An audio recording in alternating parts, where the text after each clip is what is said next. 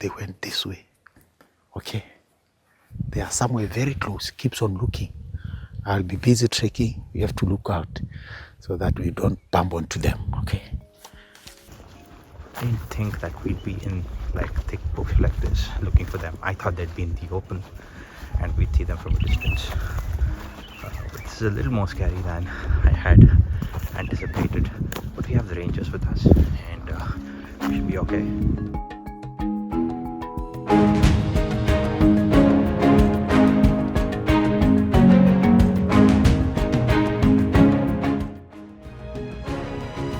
My name is Anurup and I'm a nature photographer.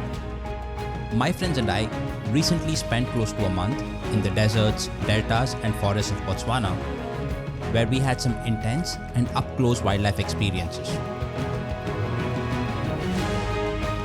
This is a story from that epic adventure.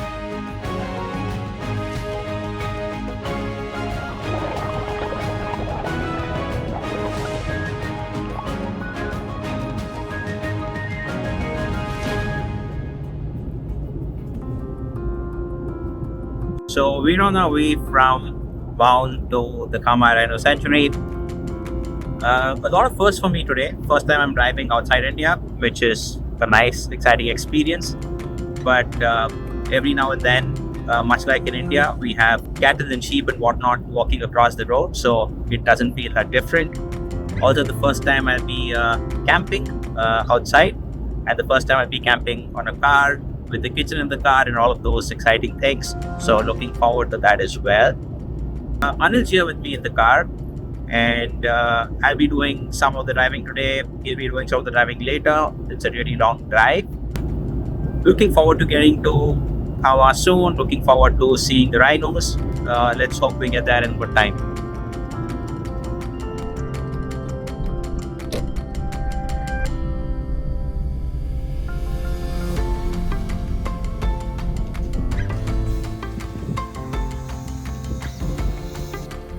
So we just got to Khama Rhino Sanctuary, and the first thing we're doing is deflating our tires to adjust the pressure to make it alright to drive on soft sand or gravel.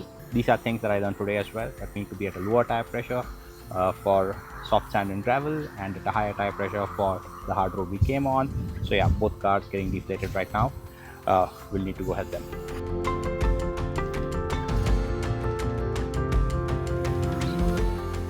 Driving into Khama.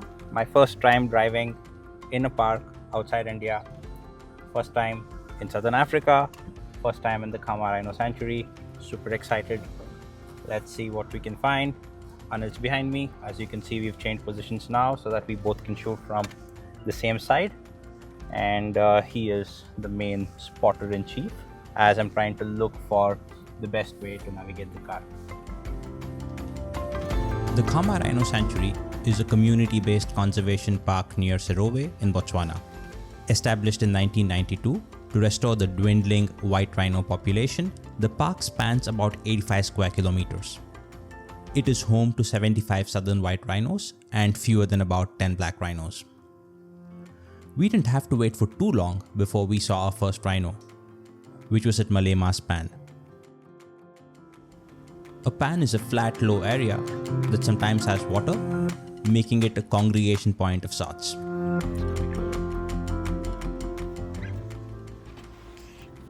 So we did see our first rhino from a distance and we are trying to drive towards it, but it's currently in terrible light and quite some distance away. But there it is for what it's worth.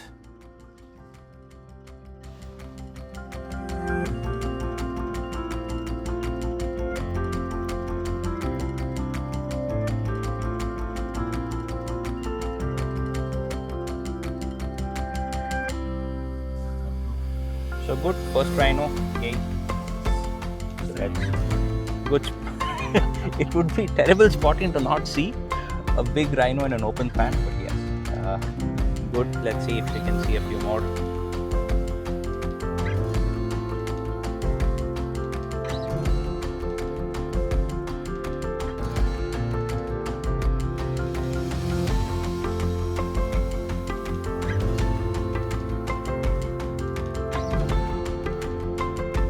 I couldn't have been more wrong about spotting skills in an open pan. As we headed from Malema's pan towards Survey Pan, Anil's spotting skills came in really handy. We were just about to leave the pan when this happened. There is one there. Where? Just straight, you see the two trees? Yeah. Just on the right tree. You see two big trees, right? Yeah. To go to the right, go to the right of those trees. You follow it. Oh yeah, I see it. Very far away though. It's coming. There's two of them there. Even in an open pan area, it's easy to miss a large rhino. And thanks to the few extra seconds that we waited, we had one of the best rhino sightings of the trip. Southern white rhinos are one of the two subspecies of the white rhinoceros. White rhinos are also called the square-lipped rhinos because of the shape of their lips, which is suited for grazing grass, unlike black rhinos which mostly feed on leaves and twigs.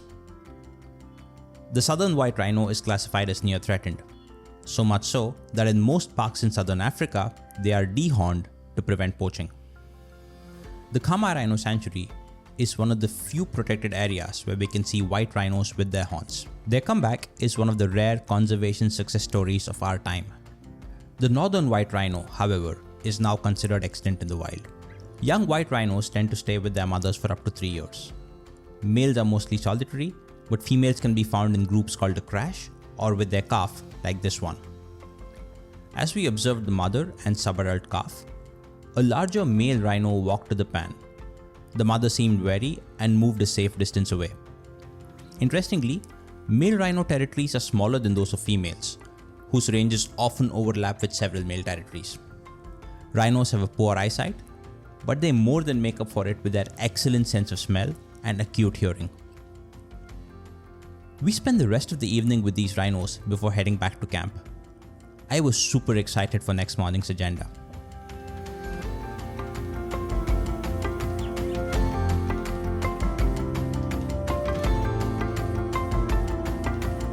It's a really beautiful morning here at the Khama Rhino Sanctuary, and this morning we're doing something super interesting. We will be walking in the park with rhinos. We're waiting for a ranger to come and take us into the park, and let's see how we get with it. Morning.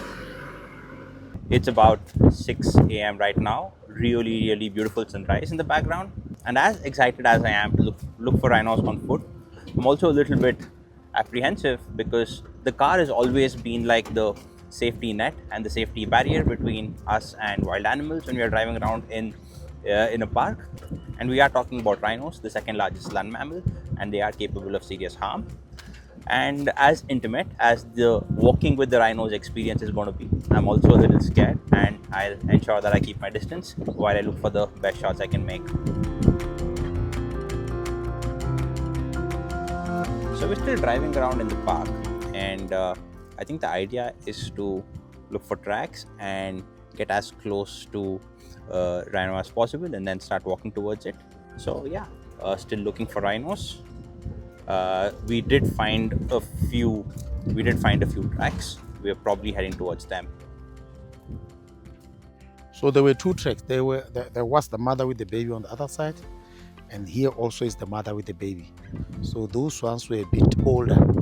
Yeah, these ones are much better. It's for the night. Rhinos are the most aggressive animals, but mostly white rhinos will try to run away unless we have closed that original space of living. That is when they will try to attack. So we can see the wind this way, like that. I think they are not that far. Yeah, so we have to minimize our voices. So, and mothers with babies are more aggressive. They will try to protect their young ones. Okay, so for now we are going to walk on a single file. Yeah, at least the wind is going this direction. It seems like they are going this way. So we'll be taking us behind. So we should be we have to minimize the voices. With rhinos, like if the wind is like this, when the wind is strong, they lie down so that they can listen carefully. Because they've got very poor eyesight, they're good at hearing and good at smelling. Sometimes they can hear us or smell us before we can see them and disappear. You can hear trees break, you know that rhinos are gone. Yeah, so we have to try always to minimize so that we can see this. Okay?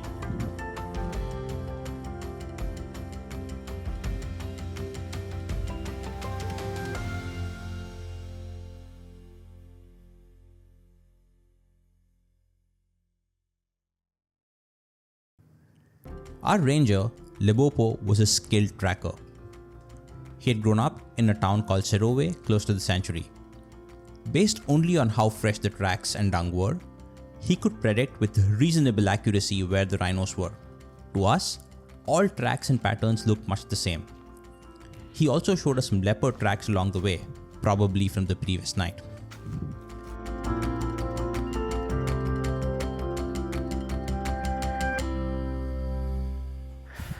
I think those rhinos have slept somewhere into those bushes because the droppings are very hot, warm. That's why they are trying to follow the wind. See, they're going this side. They went this way. Okay. They are somewhere very close. Keeps on looking. I'll be busy trekking. We have to look out so that we don't bump onto them. Okay.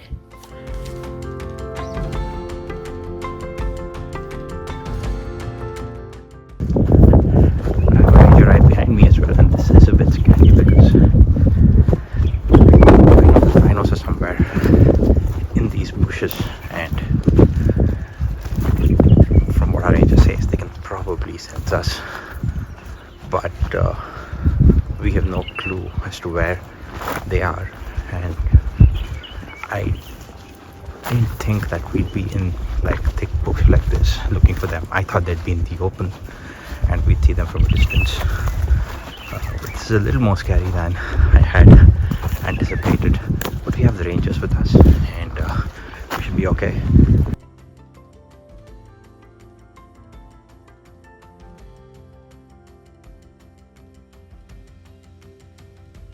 Yeah. So they are very close. Okay.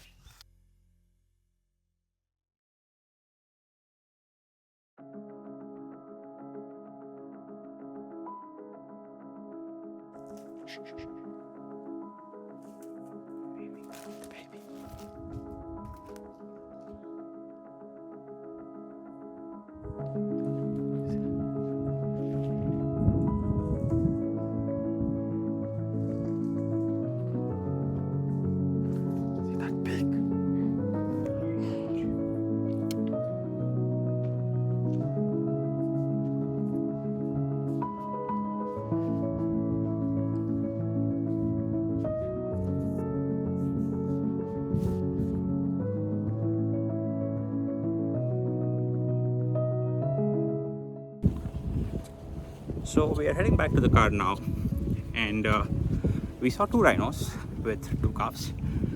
Two rhinos, one calf each, and it was a very interesting experience because we could barely see them through the thick bush. A lot of the time I thought that we were walking around in circles, and our ranger told us that that's exactly what we're doing because we wanted to approach them in such a way that they don't get our wind. And today has been a very sort of windy day, and they could sense us even before we got close to them. While we could see them well through the bush and all the foliage, no shots, let alone videos, but the experience was absolutely worth it. Something I'd like to do another time, maybe get some clearer shots as well. Limpopo was also kind enough to answer some of the questions we had about the sanctuary and its conservation initiatives in great detail. Actually, the park can only cater for 75 rhinos. When they exceed the carrying capacity, they keep on relocating. It all around Botswana. This is just the breeding center. Even to Rapa, we do have them. Springbok, other parks, Joaneng, keeps on relocating.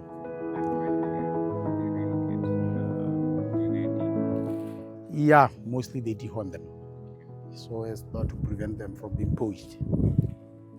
And so they also get relocated back into the delta? Into the wilderness, yeah. That is Delta there. as well. At the deltas, they are there. Yeah. but the area is too big. Yeah, How many black rhinos here? less than 10. You know, we started with 4 rhinos, and those were the only rhinos left in Botswana in Chobe. That was in 1993. So they were brought in here because this area is far away from borders. So it's in central Botswana. One of them died on its arrival because it was already having bullets from poachers. We remained with 3. South Africa gave us 8. That is how we started.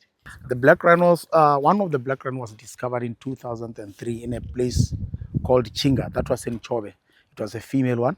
So they brought it here again. And in 2006, Zimbabwe gave us the male black rhino. It was called Nodi. That one was raised from a certain point. You could even touch it. So those 2 ones are dead now. They had young ones, the siblings, and South Africa again gave us 3. So we roughly have less than 10. After Lebopo dropped us at camp, we drove back to the park again. So this morning we were out walking with Ranger and we saw a few rhinos, but we didn't get too much photographically speaking. So we are driving back into the park now, and we're hoping that it being 9:30 and a little bit warm right now, maybe some rhinos will be at the water. So we're going to check out the 2 pans where we saw the rhinos last evening, and we're just coming up on the first one as I speak right now.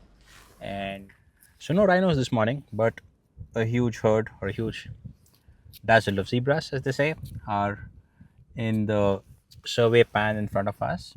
But it's still important for us to do this drive so that we get a good sense of where we want to spend our time in the evening when we come back here, when light's really good. And from what we see so far, we want to be spending most of our time around the survey pan or the Malawi pan, or on the drive between them, which has a slightly open road. The rest of the reserve is extremely thick bush, and even if we were to find something there, not too many photography opportunities.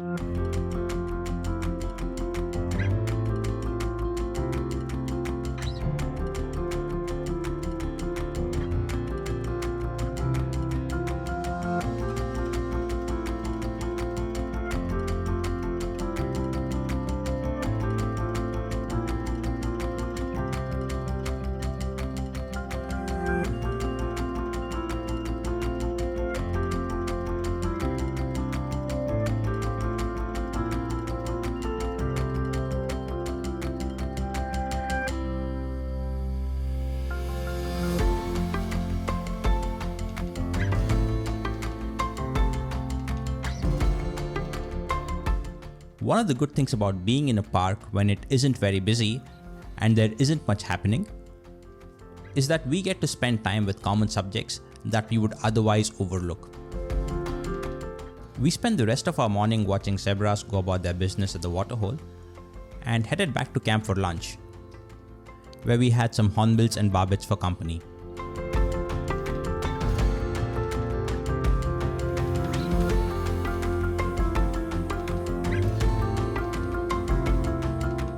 So we're in the Mokongwa Campsite at the Khama Rhino Sanctuary.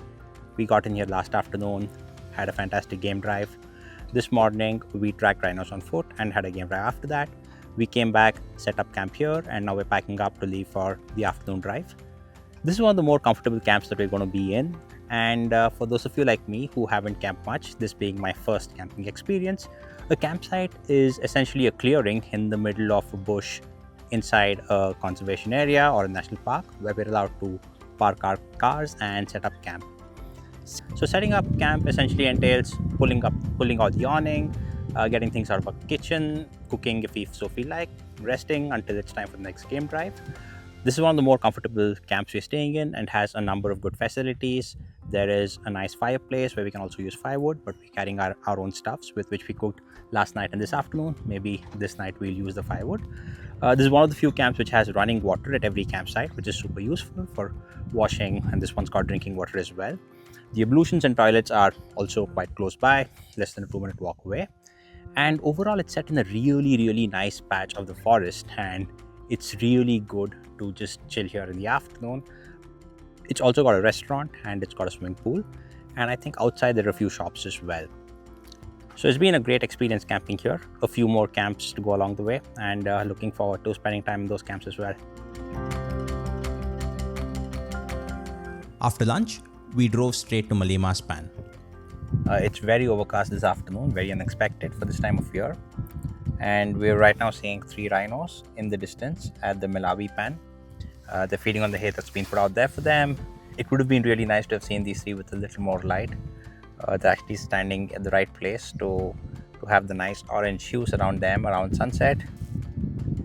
We're probably going to wait here for a bit and see if the light gets any better. Or we might check out the other pans. Let's see how it goes.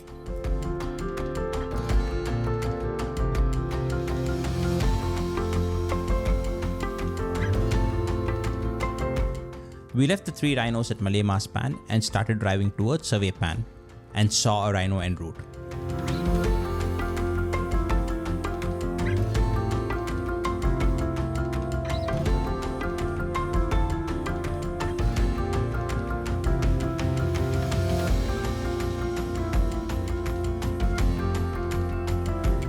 Hello, you're there? So we got some good shots of the rhino walking right into our frame. And I think he's headed straight for the survey pan. Let's see if we can go there and get them in slightly better light. Light's actually not too bad, but it's fading really quickly and it is a bit cloudy. So it'll be good to get there.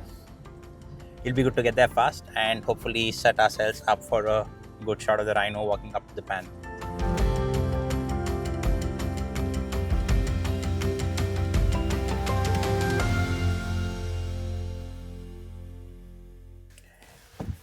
So we just got here almost perfectly in time for the rhino to approach the water. It feels really good when you sort of predict what an animal is going to do and it does something similar to that or does something exactly as what you predicted in this case. The rhino slowly walking up to the water right now.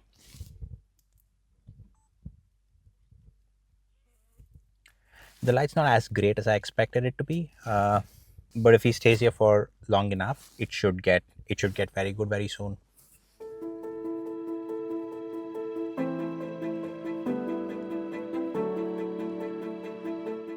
This rhino headed back after drinking water.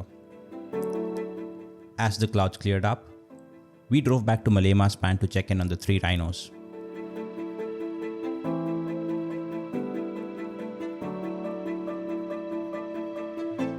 The same 3 rhinos that we saw earlier in the afternoon, they're still feeding. I guess if you're a rhino, you have a lot to eat. We just found out that we can get down here and shoot from the ground.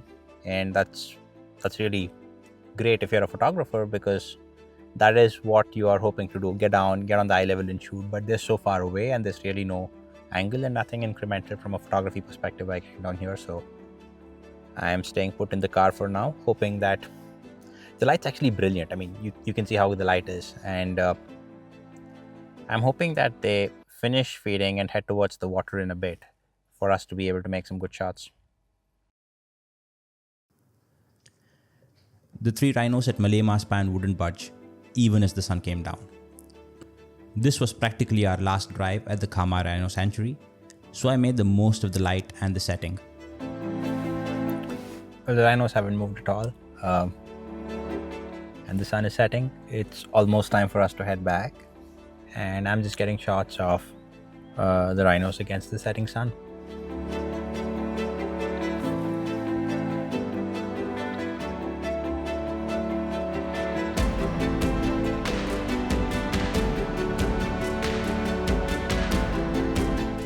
We'd seen close to a dozen rhinos over 2 days.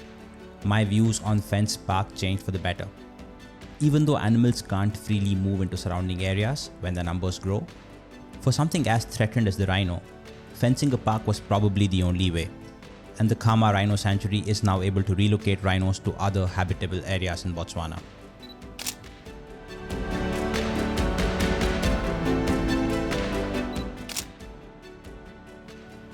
This was a nice pit stop for us to start with, easing into the rest of the adventure with a comfortable camp and its amenities. From here, we drive into the vastness of the Makadi-Kadi Pans and Kubu Island for some stellar landscapes and a minor misadventure coming up next.